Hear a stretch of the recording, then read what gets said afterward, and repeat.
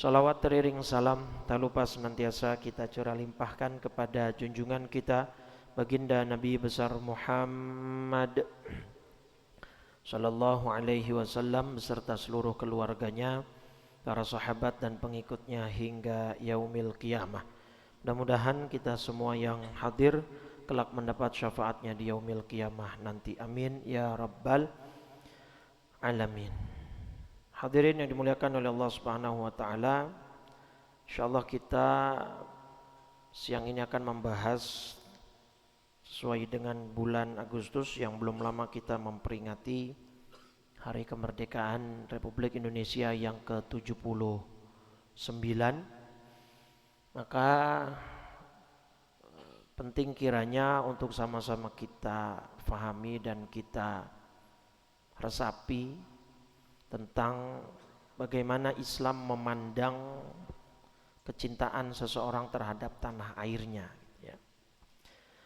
Baik, sebelum kita masuk ke situ, ada satu hadis yang ingin saya sampaikan di hadis Tirmizi nomor 2346. Qala Rasulullah sallallahu alaihi wasallam, Nabi bersabda, "Man asbaha minkum aminan fi sirbihi, mu'afan fi jasadihi, indahu qutu yaumihi, faka'annama hizat lahud dunya." Baik, sepertinya sudah fokus semua. Berarti udah paham ya? Nggak usah diterjemahin ya. Jadi kata Nabi, ada 3 nikmat yang kalau 3 nikmat ini dimiliki oleh seorang hamba, seorang manusia, maka seakan-akan dia hizat lahud dunya, seakan-akan dia menghimpun seluruh nikmat dunia. Nah, dari 3 nikmat itu yang menarik adalah nomor 1, Nabi sebut aminan fi sirbihi. Ya, rasa aman yang dia miliki di tempat tinggalnya. Atau kalau secara dasar ya kita sebut nikmat keamanan. Keamanan dalam hal apapun. Ya dalam konteks kenegaraan ya berarti negaranya tidak berperang, baik itu perang ancaman dari luar maupun dari dalam, perang saudara dan lain sebagainya. Nah, setelah itu baru Nabi sebut kesehatan, mu'afan fi jasadihi. Ya, nikmat kesehatan. Nah, yang ketiga baru nikmat makanan gitu. Jadi kalau kita telaah lebih jauh, kenapa Nabi tempatkan keamanan nomor 1? Ya pantas, Pak. Sekarang gini, uang banyak, rumah besar, makanan berlimpah, tapi perang. Nanti nikmat-nikmat yang berikutnya itu tadi, yang setelahnya tadi kan terasa tidak bernilai, Pak. Rumah yang besar bisa hancur dalam sekejap. Makanan yang berlimpah ketika perang pasti akan terputus distribusinya dan lain sebagainya, akan kekurangan pangan seperti yang dialami saudara-saudara kita di Gaza. Itu kan? Berapa banyak kontainer yang ingin masuk memberikan bantuan kemanusiaan tapi dihalau. Bahkan kemarin yang belum lama ketika sholat diserang itu subuh ya, sekitar 100-an orang, bayangin. Nah, jadi nikmat keamanan ini yang dalam hal ini kita merdeka, tidak ada perang saudara, tidak ada ancaman dari luar, alhamdulillah. Nah, ini wajib kita syukuri, Pak, wajib. Sekarang gini, mereka aja yang di Gaza dengan pengetahuan bahwa kalau mereka keluar rumah ke masjid itu bisa sewaktu-waktu mereka diserang, ya enggak? Mereka keluar rumah nih ke masjid, mereka tahu masjid itu menjadi salah satu titik incaran gitu. Artinya kalau mereka ke masjid, kalau mereka keluar rumah, bisa saja mereka tewas, terbunuh, tapi tidak menghalangi untuk mereka pergi ke masjid. Pelajarannya apa berarti? Hidupkan, syiarkan, ramaikan masjid-masjid di sekitar rumah kita. Gitu ya. Jadi jangan kalah dengan mereka. Maka saya ingat betul teman saya orang Somalia, Pak. Somalia itu sampai sekarang masih perang saudara ya. Somalia itu salah satu negara Afrika yang terbilang cukup ekstrim kemiskinannya, dan kemudian perang saudara nggak selesai-selesai. Itu teman saya Abdullah namanya, di 2010 tuh ya, awal-awal YouTube baru mulai berkembang, itu dia lihat tayangan di Jakarta, khususnya di Indonesia umumnya, dia bilang, oh enak ya, di Indonesia yayasan pendidikan agama Islam tuh banyak, pesantren di mana-mana, ustadz tersebar gitu untuk belajar Quran, TPA, TPQ, masjid menyediakan gitu kan. Saya dulu waktu di Somalia, kata dia, sekedar untuk belajar baca Quran, kalau anak kecil kita biasanya pakai apa, modul Iqra, atau sekarang yang sedang berkembang metode Ummi itu ya. Itu saya untuk belajar itu harus keluar kampung, karena di kampung saya nggak ada ustadz, nggak ada yayasan pendidikan Islam. Dan itu karena rumah saya Afrika tahu sendiri Pak, yang notabene berarti Muslim masih banyak apa? Hutan dan sungai-sungai gitu kan. Karena di daerah terpencil, jadi kalau saya mau belajar agama, saya mesti lewat hutan yang which is berarti di situ banyak hewan-hewan buas. Jadi dia nggak jarang tuh ketemu singa, harimau, hyena, serigala. Kalaupun harus lewat perairan, ya sungai, sama aja di dalamnya ada buaya. Itu kan, nah, buaya kan lambang kesetiaan Pak ya. Makanya kan orang Betawi kalau pernikahan itu biasanya ada apa? Roti buaya. Itu melambangkan kesetiaan katanya. Buaya kalau udah sama satu betina itu nggak nyari betina lagi. Tapi itu kalau di air Pak. Kalau naik beda lagi ya. Ya, artinya gini Pak, poinnya adalah jangan jauh-jauh ke Somalia deh. Anak-anak SD kita Pak, masih banyak gak di daerah-daerah 3T? Apa 3T? 3T itu apa sih? Terluar ya? Tertinggal, terluar, terus apa lagi? Ya pokoknya itu. Itu kan masih banyak, ya enggak? Saudara-saudara apa teman-teman anak SD kita itu untuk apa? Untuk apa namanya? Sekolah itu menyeberang sungai yang di atasnya tidak ada apanya? Tidak ada jembatannya gitu. Nah, ini masih banyak kok. Ini pejuang SD di Luwu seberangi sungai pakai rakit. Bahkan ada beberapa liputan dari TV itu sama ayahnya digendong, ayahnya yang menyeberang. Masih banyak kok. Artinya apa? Mereka demi untuk mendapatkan ilmu itu kan ada potensi atau mempertaruhkan keselamatannya. Kan gitu. Nah kita kan alhamdulillah enggak Pak. Kita mau ke masjid, ada yang ke masjid ketemu singa? Enggak ada gitu ya. Jadi maksud saya, mari sadari nikmat keamanan, nikmat apa keselamatan yang Allah berikan ke kita ini itu di urutan pertama. Nah baru kesehatan. Iya. Baru habis kesehatan maka makanan. Ya kan orang yang penting sehat, makanan insya Allah enak Pak. Pakai nasi anget sama telur, udah sambal cocol dikit udah enak banget. Tapi kalau sakit di rumah sakit, no lihat makanannya diatur gizinya, ada proteinnya, ada ininya, vitaminnya, mineralnya. Tapi yang sakit nafsu nggak tuh makan makanan yang disediain? Nggak nafsu. Tapi waktu saya jenguk saudara saya, makanannya habis Tat. Bukan dia yang makan itu, yang makan yang nungguin. Kalau yang sakit Pak nggak bakal nafsu Pak. Nah, tapi nomor satu tuh nikmat keamanan. Maka ayo, ya kita syukuri nikmat keamanan ini dengan cara menghidupkan masjid. Lagi pula Pak, orang-orang yang menghidupkan masjid itu salah satu dari tiga golongan nih Pak. Ada 3 golongan yang dalam hadis qudsi ya Allah batal atau setidaknya menunda turunnya azab ke bumi Pak.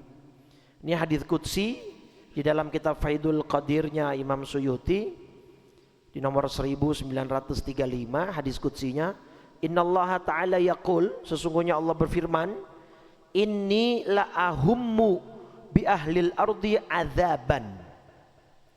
Kata Allah, saya itu sebenarnya udah pengen banget menurunkan azab ke penduduk bumi. Allah gemes juga kali ya, gergetan ngeliat manusia yang semakin aneh lah tingkahnya, ya semakin lah di Gresik Kemarin ada laporan di 2018 apa 2019 atau sebelumnya. Ada orang kawin sama kambing. Serius itu saya. Karena MUI Gresik sampai mengeluarkan fatwa semua yang berkecimpung dalam kegiatan itu semuanya dianggap murtad. Jadi murtad itu tidak melulu harus mengaku keluar dari Islam, Pak. Menghina dan menyepelekan syariat, menginjak-injak martabat tuh. Viral pria Gresik menikah dengan kambing. Bahasanya menikah lagi. Yang bikin artikel gitu ya. Itu fatwa MUI menistakan agama dan murtad. Itu Pak, tahun berapa itu beritanya? 2022. Belum lama tuh. Dan itu kenapa dikatakan semuanya murtad sampai keluar fatwa? Karena banyak yang berkecimpung. Ada yang ngawininnya, penghulunya, ada saksinya, ada warganya. Nah, yang saya bingung yang ngawinin itu ya. Ini yang gila siapa nih, yang kawin apa yang ngawinin kira-kira? Gila semua udah, stres semua gitu. Naudzubillah ya. Itu jadi kita balik lagi ya, kata Allah saya pengen betul nurunin azab ke penduduk bumi, tapi masih ada 3 golongan. Fa idza nazartu, ketika saya pandang di dalam bumi itu masih ada umari buyuti, orang-orang yang memakmurkan rumah-rumahku. Dalam artian berarti memakmurkan masjid. Ini bapak nih yang dipandang sama Allah.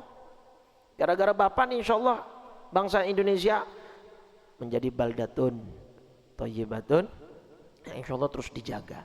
Asal masjidnya masih rame, masjidnya masih syiar. Makanya alhamdulillah kalau Masjid Al-Badr sih setiap jadwal saya kajian di sini nih selalu penuh. Ini kurang lebih 2000 berapa nih? Saking penuhnya sendalnya sampai keluar-keluar noh. Gitu ya. Nah, jadi jangan anggap remeh, Pak. Jadi gini maksud saya, ketika kita memakmurkan masjid, ketika kita datang ke masjid, berarti kita mensyukuri nikmat keamanan yang Allah masih titipkan ke bangsa kita. Saya Pak, tahadutsan bin ni'mah, kajian subuh setiap akhir pekan, Jumat, Sabtu, Ahad, sampai ke Bintaro, sampai ke Bekasi, relatif aman. Alhamdulillah. Apalagi kalau Bapak masjidnya dekat dengan rumah, nggak ada alasan. Minimal ya kalau Bapak di zuhur asar kan ya di kantor lah, sampai mungkin maghrib, apalagi mungkin sampai ada yang isya. Ya minimal subuhnya atau weekendnya gitu ya. Nah, makmurkan masjid. Mudah-mudahan dengan itu Allah menjaga bangsa Indonesia terus gitu ya. Yang kedua apa? Al-mutahabbina fiyya, orang yang saling mencintai karena aku. Golongan kedua tuh yang menjadi penunda atau penahan azabnya Allah. Yang ketiga al-mustaghfirina bil ashar. Orang-orang yang membaca istighfar di waktu sahur. Waktu sahur itu ya waktu sebelum subuh dari sepertiga malam terakhir gitu ya. Nah, 3 golongan inilah upayakan kita menjadi orang yang salah satu dari 3 tadi. Baik. Nah, maka kita perlu memahami gimana cara Islam memandang tanah air. Yang mana tanah air ini menjadi tempat kita bernaung, kita berlindung, kita mencari nafkah, kita menghidupi keluarga, beribadah dan lain sebagainya. Pertama kita masuk ke definisi tanah air, al-watan. Ya, hubbul watan minal iman. Ada redaksi cinta tanah air bagian dari iman. Nah, al-watan itu apa definisinya? Al-watan adalah maulidur rajul wal baladul ladzi huwa fi. Dalam kitab ta'rifat segala definisi yang banyak ditulis oleh Imam Al-Jurjani, nama kitabnya Ta'rifat. Watan itu adalah tempat kelahiran seseorang dan negeri di mana dia tinggal. Tempat dia lahir dan tempat di mana dia domisilinya, tinggalnya. Ya kayak Bapak mungkin aslinya ada yang kelahiran Jawa Tengah, ada yang kelahiran Jawa Timur, gitu kan? Terus berhijrah ke Jakarta untuk mencari nafkah, bekerja dan sebagainya. Berarti konteks Bapak, tanah air Bapak itu adalah tanah kelahiran Bapak di kampung yang setiap lebaran Bapak datengin tuh, sama Jakarta. Sekarang menjadi tempat tinggal dan tempat Bapak bernaung. Kalau dalam konteks Nabi berarti tanah air Nabi apa? Mekah dan Madinah. Mekah sebagai tanah kelahiran, Madinah sebagai tempat tinggal sampai akhirnya beliau wafat, kan gitu. Ya dulu kan belum ada pengkotak-kotakan negara ya seperti sekarang. Baik. Selanjutnya saya akan paparkan 3 ayat dan 3 hadis. Oke? 3 ayat dan 3 hadis sebagai dalil cinta tanah air itu bagian dari iman. Pertama surat Al-Qasas, surat 28 ayat 85. Allah berfirman, innalladzi farada 'alaikal qur'ana laradduka ila ma'ad. Sesungguhnya Allah yang mewajibkan atasmu wahai Muhammad, maksudnya mu ini ke Muhammad ya, ke Nabi SAW, melaksanakan hukum-hukum Al-Quran. Artinya Allah yang mewajibkan Nabi untuk melaksanakan Al-Quran dengan baik, benar-benar akan mengembalikanmu ke tempat kembali. Oke? Nah, ma'ad atau tempat kembali, apa yang dimaksud? Ulama tafsir berbeda pendapat. Ada yang bilang pertama yang dimaksud adalah kematian. Artinya secinta apapun Allah kepada Nabi, pada endingnya Nabi Muhammad manusia yang akan wafat. Pendapat kedua mengatakan akhirat. Artinya Nabi Muhammad akan dikembalikan ke tempat sebaik-baiknya di akhirat, tempat kembali gitu ya. Nah tapi pendapat ketiga, ada juga ulama yang mengatakan ini maksudnya kota Makkah. Jadi ini ayat janji dari Allah kepada Rasul Muhammad SAW untuk pada suatu saat nanti Allah mengembalikan Nabi Muhammad untuk bisa lagi masuk ke Mekah. Karena kan Nabi diusir ya. Nabi kan hijrah kan dari Mekah ke Madinah. Nah ayat ini sebagai janji dari Allah bahwa Allah yang mewajibkanmu untuk melaksanakan Al-Quran wahai Muhammad, jangan khawatir, kamu suatu saat akan bisa kembali lagi ke tanah airmu, yaitu kota Makkah. Nah kata para mufassir diantaranya tafsir Ruhul Bayan karya Syekh Ismail Haqqi Al-Hanafi, wa fi tafsiril ayati isyaratun ila anna hubbal watani minal iman. Jadi hubbul watan minal iman itu bukan hadis, bukan ayat, apalagi itu adalah kalimat karangan ulama yang sebagai kesimpulan atas dalil-dalil ayat maupun hadis gitu ya. Jadi kata Syekh Ismail Haqqi terhadap ayat tadi, surat ini Al-Qasas ayat 85 adalah bahwa sesungguhnya mencintai tanah air itu bagian dari iman. Buktinya apa? Buktinya Allah sampai berjanji akan mengembalikan lagi Nabi ke kota Mekah. Oke ya? Baik. Sekarang hadisnya Pak. Hadis Bukhari. Ya. Pertama, Bapak pernah ingat atau pernah tahu ada seorang dalam sejarah kita yang namanya Waraqah bin Naufal? Pernah dengar nama itu? Waraqah bin Naufal. Siapa ini Pak? Ayo siapa ini? Waraqah bin Naufal siapa? Yang bisa jawab sepeda. Tapi ngambilnya di IKN ya. Siapa Waraqah? Sepupu dari Siti Khadijah. Seorang ahli kitab tapi sudah sepuh saat Nabi diangkat menjadi Rasul. Nah ini hadis Bukharinya 6982. Jadi begini, ketika Nabi menerima wahyu pertama kali di mana Pak? Gua Hira. Sesaat pulang atau saat Nabi pulang dari Gua Hira, kondisi Nabi seperti apa? Ketakutan, sampai menggigil, kedinginan, cemas. Terus minta tolong sama istrinya diapain? Nah, zammiluni, tolong selimuti saya. Nah, sebagai istri Siti Khadijah khawatir kan ngelihat keadaan suaminya begitu, ceritalah ke Waraqah. Waraqah bin Naufal ini sepupu, tapi ahli kitab, tahu tentang berita-berita kitab Injil, kitab Taurat, alim. Nah, cerita, dibawalah Nabi Muhammad, diceritakan fisiknya begini. Singkat cerita, hadisnya panjang ya. Singkat cerita, Warokoh bilang, hadzan namus alladzi unzila ala Musa. Itu tadi yang ketemu sama kamu malaikat Jibril, utusan yang pernah juga diutus ke Nabi Musa.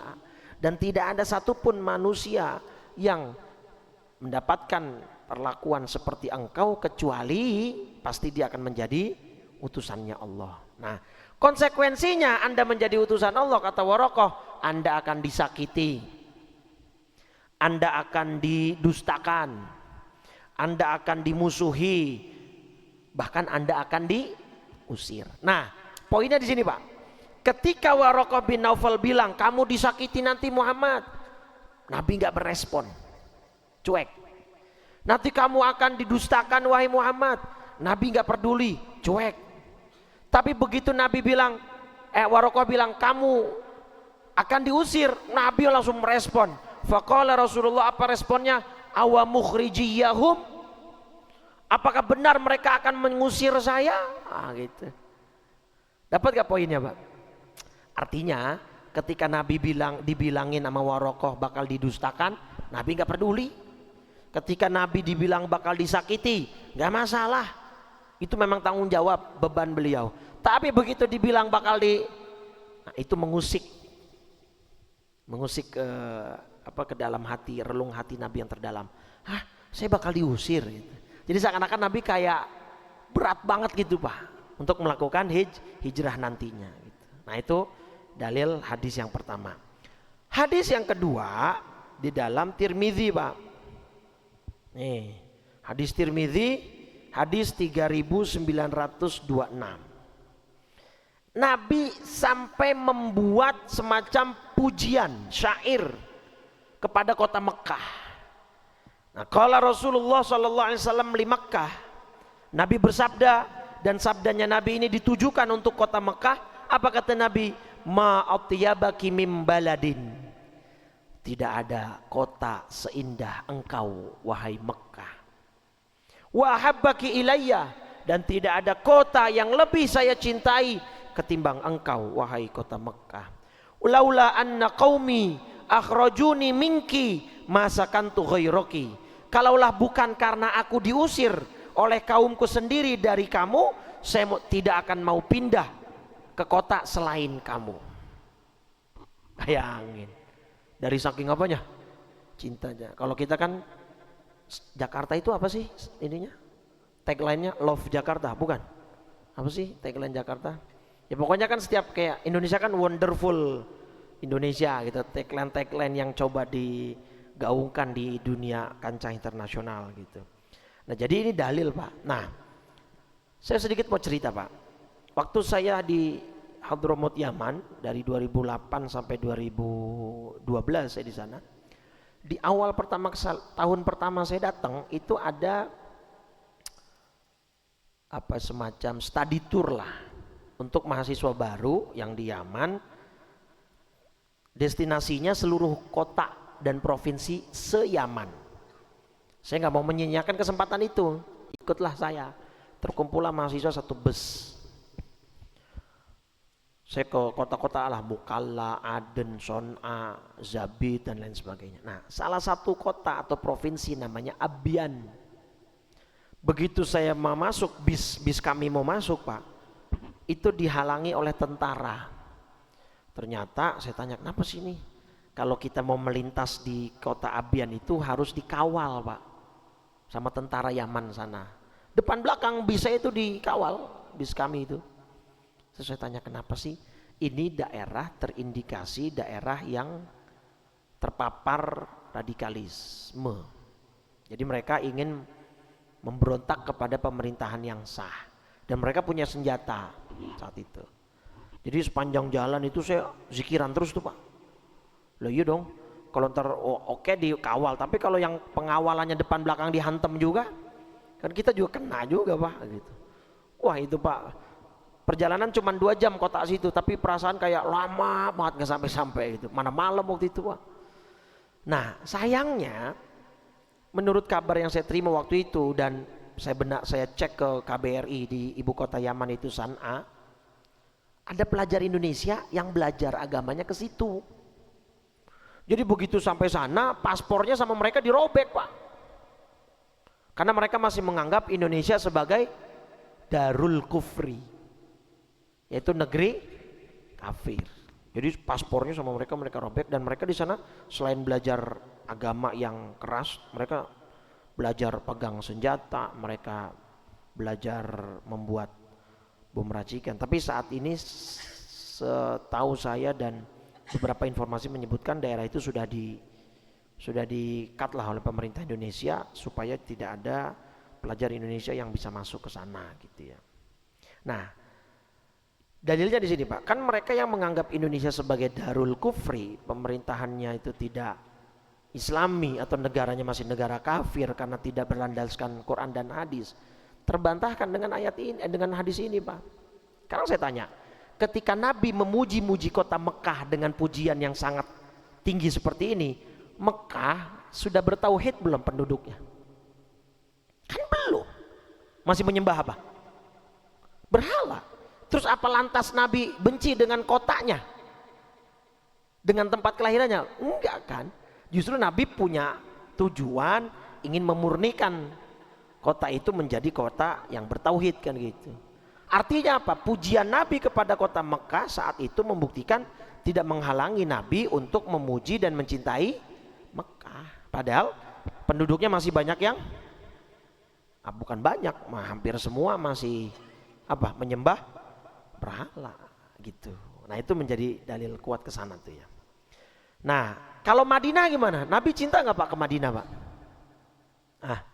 Nabi cinta nggak ke kota Madinah? Oh, cinta Pak. Di sini hadis Bukhari itu tadi hadis kedua, ini hadis ketiga. Di dalam hadis Bukhari 1880